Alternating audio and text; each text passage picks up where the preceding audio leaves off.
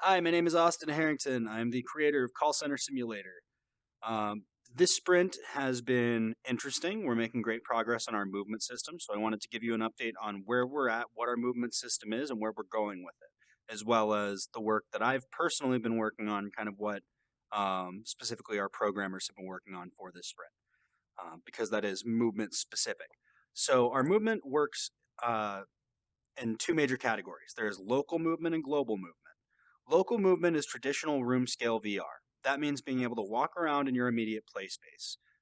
Usually a 5 foot by 5 foot box or 10 foot by 10 foot box, just depending on the space that the player has in their home or in the VR bay that they're in to move around. Unfortunately, moving longer distances, you can't literally walk. But for what we have here in the local, you can move around. We don't have the legs working yet, but you can see head and arms are tracking realistically. We don't have sensors on the elbows or the shoulders or any of that.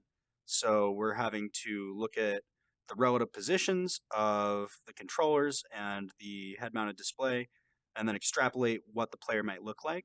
And that's coming along great. When a player determines that they want to move further than they can move within their local space, they have to use our global movement system.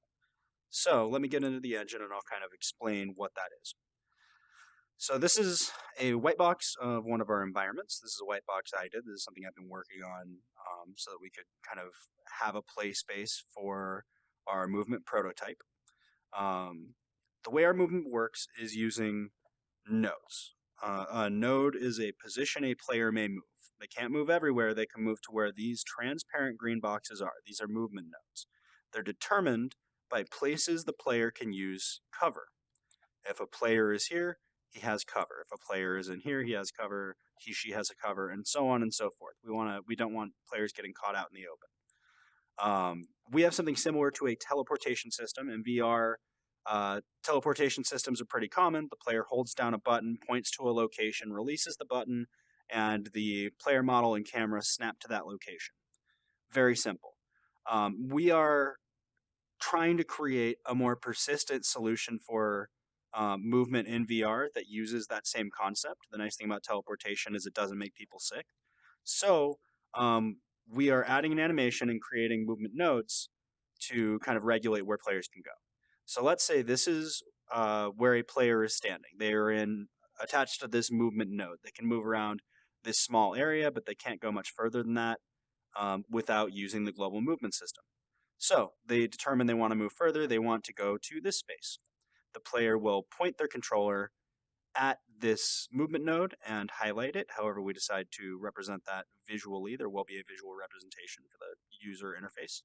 And when they release the button, the player's character model will kneel down and kind of run to the next location and then stand up. And when he stands up, she stands up, the player's camera, which up to this point has stayed in the location of where he decided to move from, will snap to the new position where the animation has ended, um, essentially like it's a teleport. So the concept is that players can be shot while they're moving. They can't just teleport away from getting shot. There is a persistency in character models for the purpose of multiplayer.